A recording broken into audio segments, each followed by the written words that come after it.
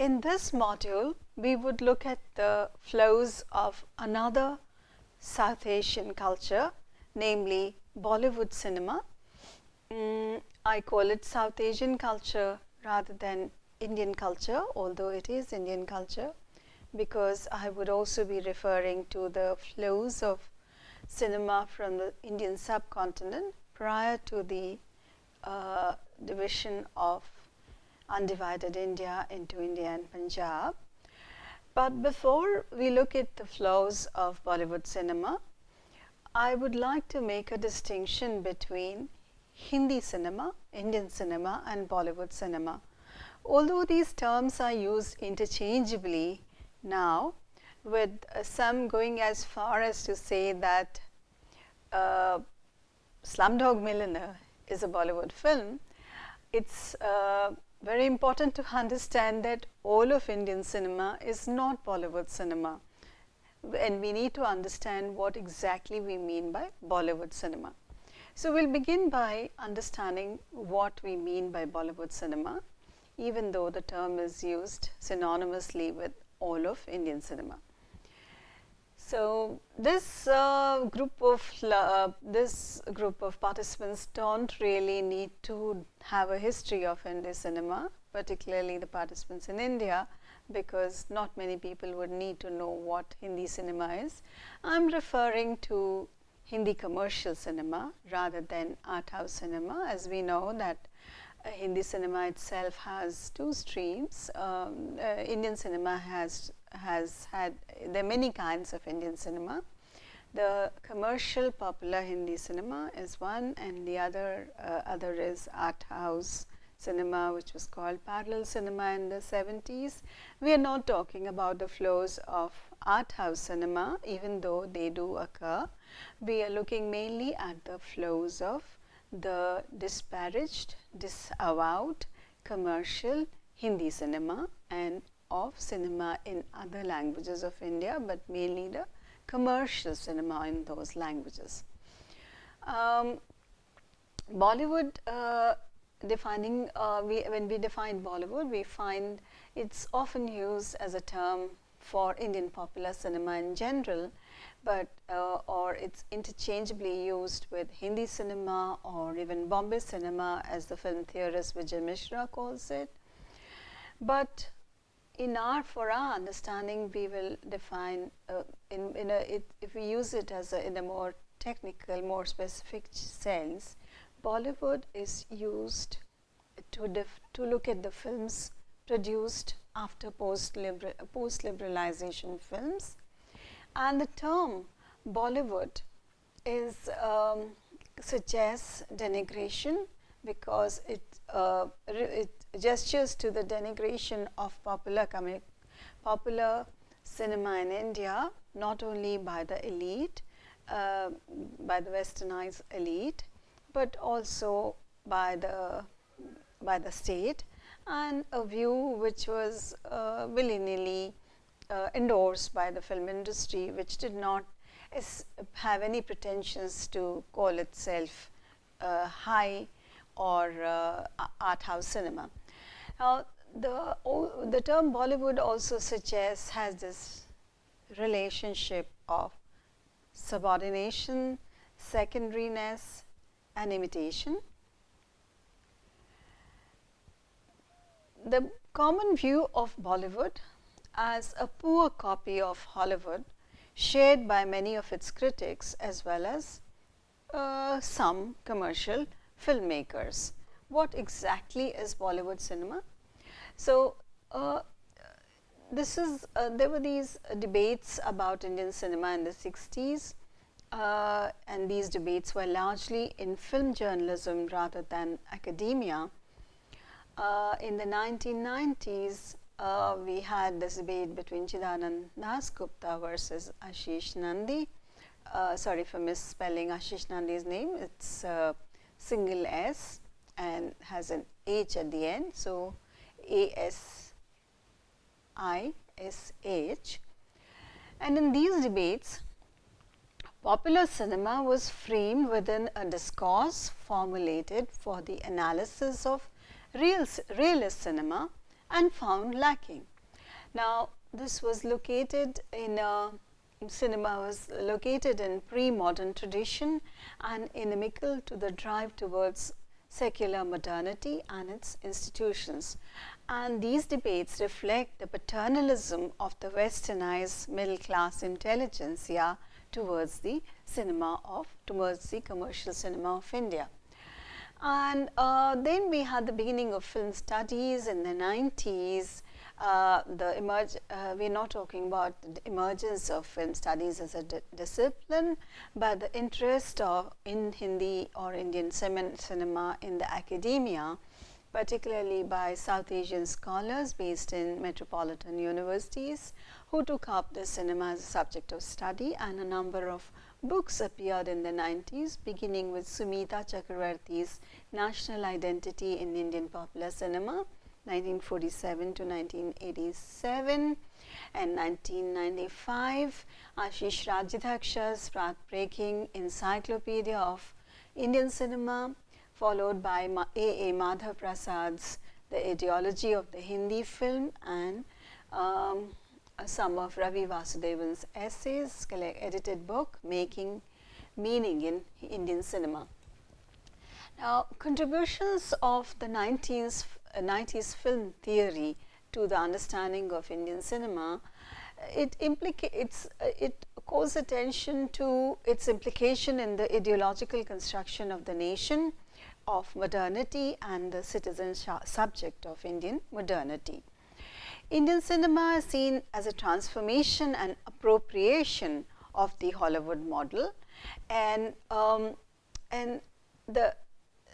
this is used as an interpretive frame. It provides an interpretative frame for examining the aesthetic and cultural difference of Indian cinema. So, with Geeta Kapoor's idea of frontality in Indian visual arts, Chakravarti's idea of impersonation, Rajadhaksha's three looks, Prasad's idea of the darshana, and Mishra's focus on desire, Vasudevan's emphasis on modes of address, and Srinivasan's fan culture, these have made a major contribution to the understanding of Indian popular cinema and also provided it new respectability. Now, similarly, Indian cinema was being studied in the diasporas by a number of scholars, K. Moti, Gokul Singh, and Vimal Desanaike. In 2002, Vijay Mishra's influential book, Bombay Cinema, Temples of Desire, was followed by an anthology, edited anthology by younger scholars Ravinder Kaur and Ajay Sinha, called Bollywood, and Rajinder Kumar Dutra's Sociology Goes to the Movies, Shakuntala Banerjee's Reading Bollywood, which focus on the audience of Bollywood cinema. Now, these new trends in which diasporic desires and Indian cinema, the old diasporas and the new diasporas, and the role, the cinema's role in the construction of other third world modernities, and the transformation of Bombay film industry post-liberalization are very important for understanding what we mean by Bollywood cinema. So, we are going to look at Bollywood's transnational flows. We are going to look at Bollywood as a culture of globalization, as a global culture, as a third culture, and what we would do in this module is to compare the transnational flows of Bollywood cinema with the global flows, and we look at the impact of global flows on the notion of national culture.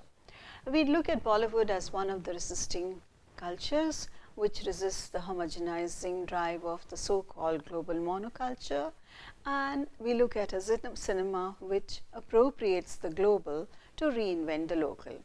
It leads to deterritorialization and also global appropriations, and produces a new brand of cultural nationalism. So, what we find is that we find a significant alteration in the production, address, consumption, and affect of Bollywood cinema beginning sometime in the mid-90s, and so I'll quickly give you an overview of the kind of films that emerge and how to deconstruct the origins or genealogy of the term Bollywood.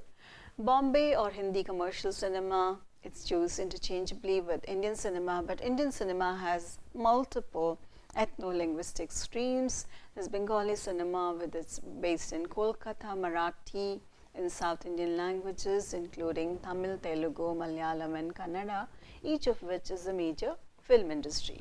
So the term Bollywood is believed to have begun with the use of the term Tollywood in 1932, more than 80 years ago, in a telegram sent by somebody, and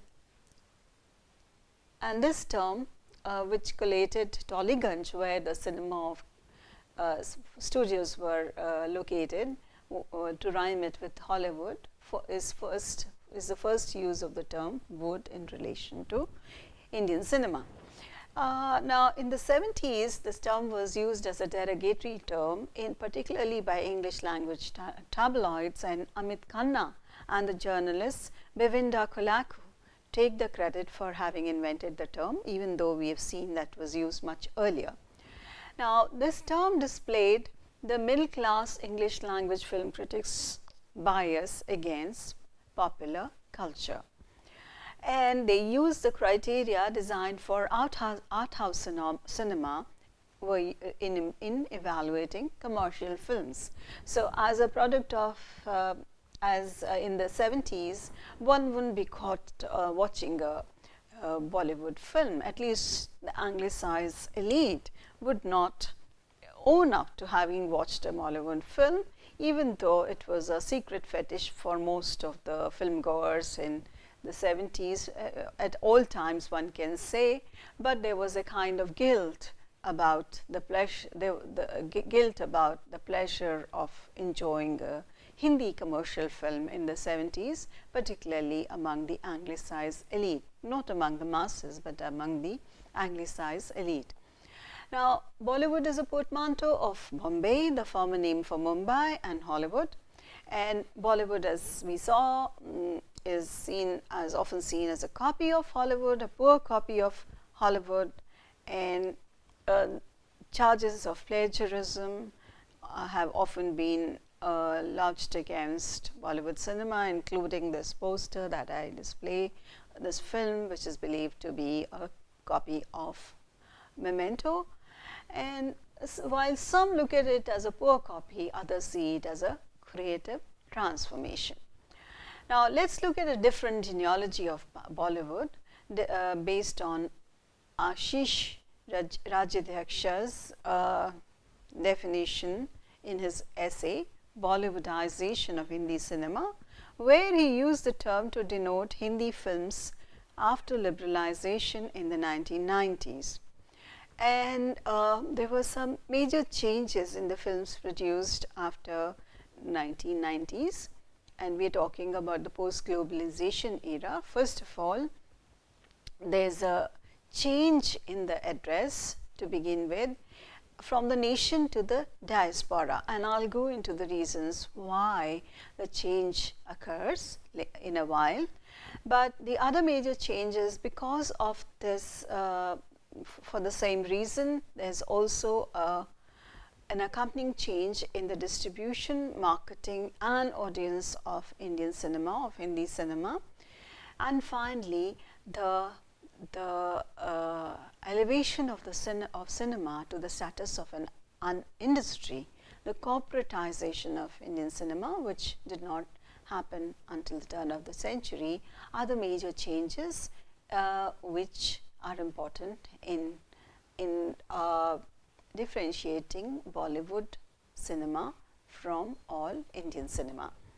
Now, Hindi commercial culture, commercial cinema refers to the popular culture of India, and it's kitsch, but it's irresistible kitsch, and it's traveled all across the Indian subcontinent, Asia, Middle East, Africa, USSR, Indian diasporas for a long time.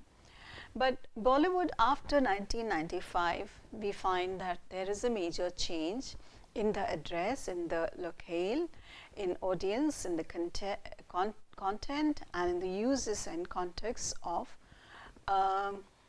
Indian cinema.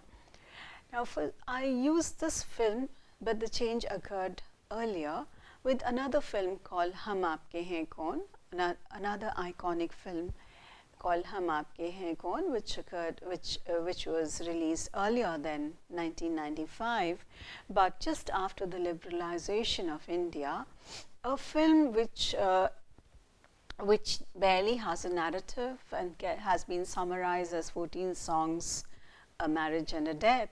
But it was this film which proved to be such a big hit for reasons which seemed unknown then, but in hindsight it looks like that this film, which was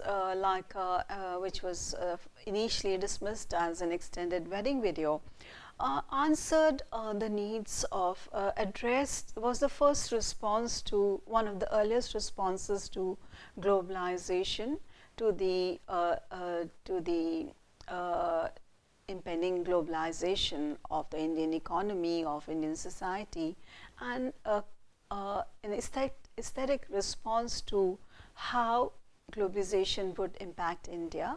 So this crisis in the nation, as Madhav Prasad has said, that Indian cinema has always has been a reflector and has responded to the form that the state would take in his book, The Ideology of the Hindi Film. Now, we find here that India at the cusp of globalization finds a similar aesthetic response, which is encapsulated in this film, Hum Aapke Hain Kaun, which reflects a crisis in the Indian polity, in the Indian economy, Indian society in particular, about the rise of global capitalism and global consumerism, and what it would mean for traditional Indian values or the earlier ethic of denial rather than consumption. Now, the film effectively married tradition and modernity, and the success of the film lay in its very seamless marrying of modernity and tradition, of consumption and renunciation, which seemed to answer the needs of a large number of people, not only in India but also in the Indian diasporas, because this was the image of India that was being circulated among the diasporas, the image of shining India. But the diasporas have always looked at Hindi films as a reference point for performing Indian tradition, and the film, which was a series which consisted of string of rituals beginning from birth to death, was actually being used as a reference point, as a reference text for the performance of those rituals. Not only weddings, but all the elaborate rituals that the film very aesthetically depicted.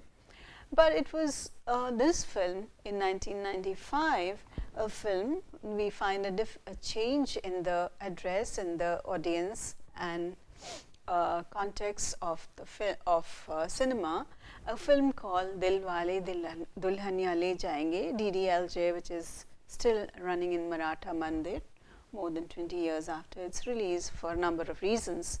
We will not have time to go into those reasons, but this film was different from all other films and why did this film happen?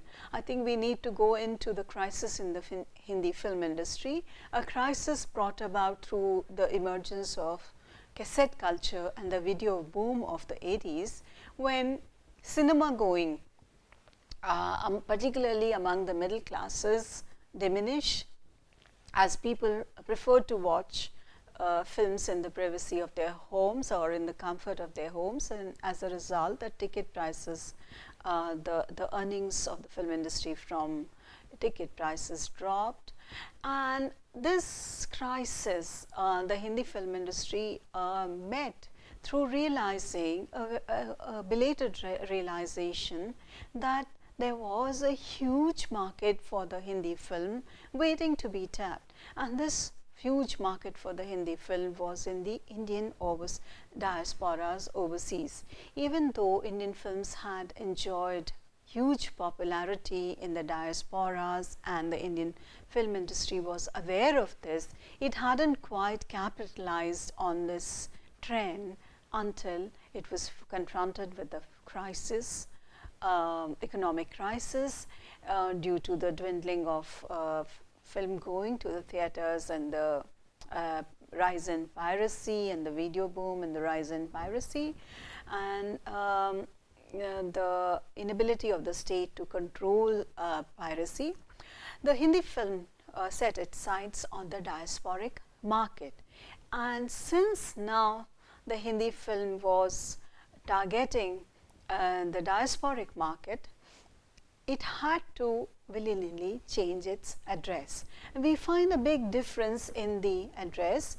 Now, as the film scholar Vijay Mishra puts it, post-colonial and film scholar Vijay Mishra puts it, this is the first time that the diasporic subject is integrated into the economy of the Hindi film. How is the diasporic subject integrated? How was the diasporic subject imagined in mainstream Hindi cinema? And how did it change after this film? Let's look at some of the earlier films to see how the perception of the diasporic subject changed in the mainstream Hindi film. Let's go back to this iconic film called Purab Aur Paschim, which posits India and the diasporas, the diasporic Indian and the resident Indian as opposites, polar opposites, and the diaspora is the source of all corruption, moral turpitude, lack of integrity, westernization, and the loss of traditional Indian values. So, कभी दूसरे में हाँ जब तेरे गुरुजी कहीं नहीं जाते कहीं नहीं पढ़ाते कुछ भी नहीं कमाते तो मैं कहाँ से खाता हूँ कौशल्या और गोपी का पेट कौन भरता है गुरुजी बेटे तुम पढ़ाई भी करते रहे और कमाते भी रहे Okay, now this is the it's not that the diaspora or the diasporic settings had not taken place in Hindi films, but this is the way diaspora was depicted. And we look at another clip from another iconic film called Hare Rama Hare Krishna, and this is how it's about the separation of NRI parents who lived in UK and who separate, and it's about how the daughter lives with the father and the mother comes back to India with the son, and the daughter turns to drugs and becomes a hippie. So this is of the anglicized, morally corrupt Indian, non-resident Indian. This is the idea of which was symbolized by the diasporic character in the Hindi films, even until in the 70s in films like Purab Aur Paschim, or even in films like Hare Rama Hare Krishna. Now, there is one interesting film, Des Pardes, which is a more, one can say, which is very different in the sense that it's a more realistic and more compassionate or more sympathetic representation of the diaspora.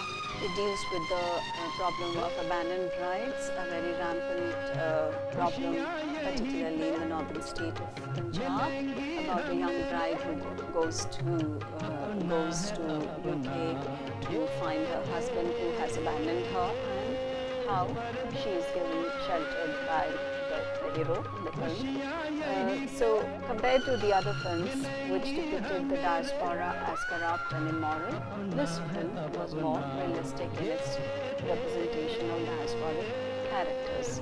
Now, other than diasporic characters, we also have diasporic settings featuring in a number of Hindi films prior to the 1990s, and we'll begin with some of the early Hindi films. Let's begin with a 60s film. A 60s film.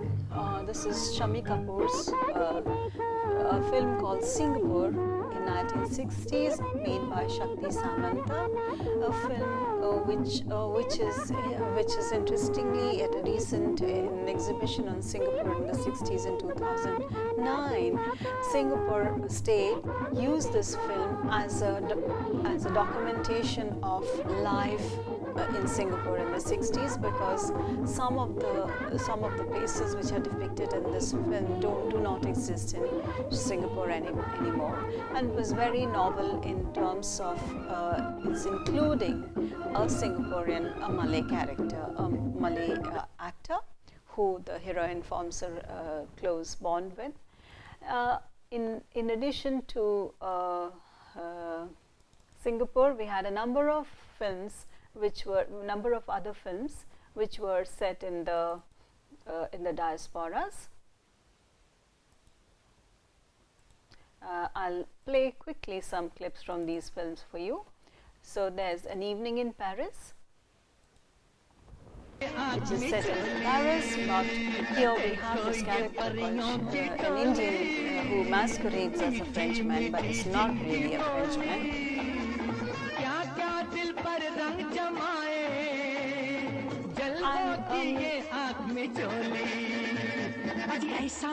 These two films, incidentally, they are all Shami Kapoor films. They all include diasporic characters. They are not just used as a background for song and dance, unlike the rest of the films in the beginning in the 60s.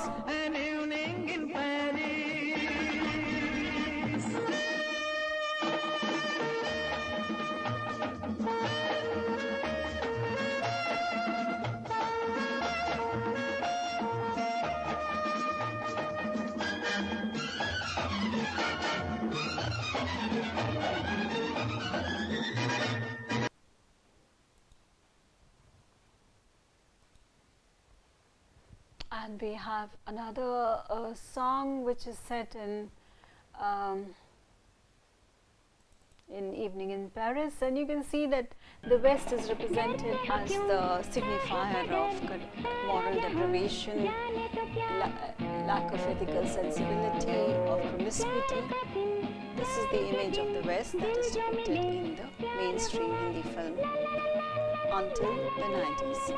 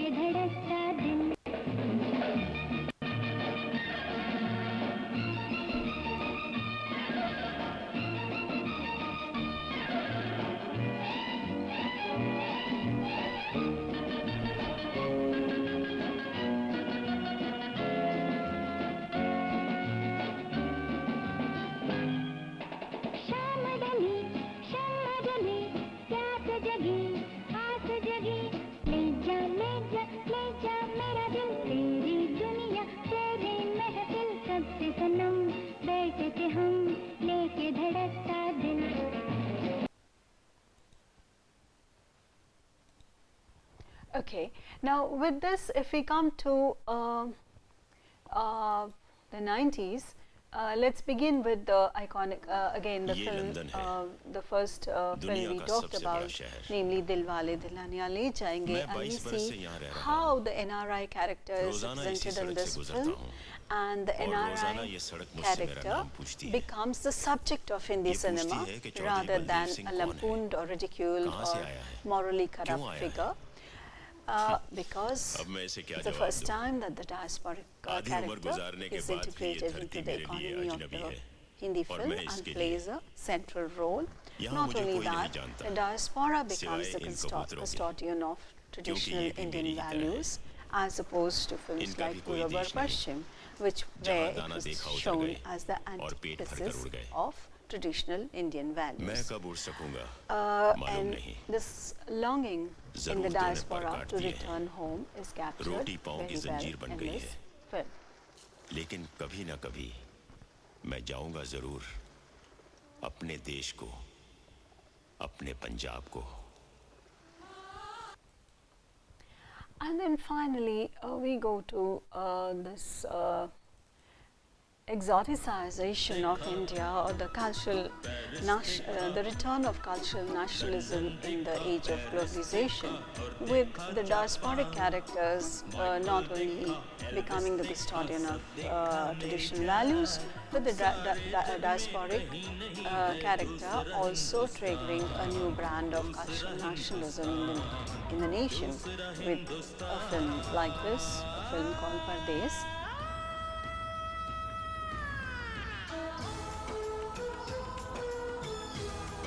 Where the woman becomes the symbol of India, and the NRI character takes the Ganga character, who stands for India, to reform his morally corrupt son in US.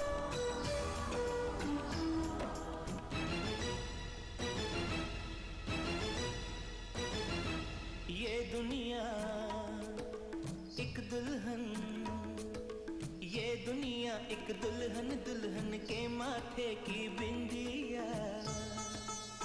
ये मेरा India, ये मेरा India. I love my India, I love my India। ये दुनिया एक दुल्हन, ये दुनिया एक दुल्हन, दुल्हन के माथे की बिंदिया। ये